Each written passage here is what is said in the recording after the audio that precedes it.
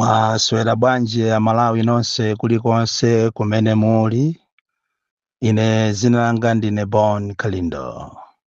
Ndafuna ndikuziwiseni kapena ndikupasireni uthenga wachisoni umene wabwera mwadzidzidzi mosayembekezera. Ndafuna ndikuziwiseni ya Malawi nonse kuti mzathu Ben Longwe wamwalira.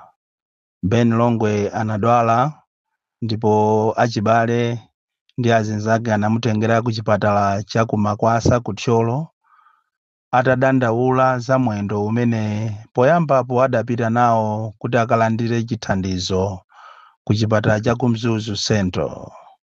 Komano chimuthandizireni ku chipatala cha mzuzu Central kuzafika lero pamene watisiya Ben wakhalasa kupeza bwino, mwendo wake udatupa kwambiri komanso mabwera za black.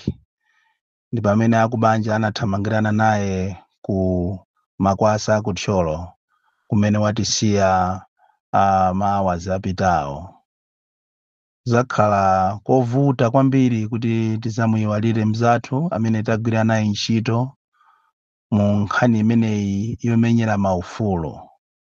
Ine ngati Bon Kalindo ndili wodandaula kwambiri chifukwa ichi ndi chimene ine sinachiyembekezere. Komanso ndikukhulupirira kuti ichi ndi chimene inu Amalawi ambiri simunachiyembekezere. Tizamusowa Ben, timulira Ben. Imfa ndiyopweteka kwambiri. Mzimu wa Ben Longwe uwuse mumtendere. Komano zambiri atiuze ndi akubanja chifukwa padakali pano program sikuziwika. Zikomo.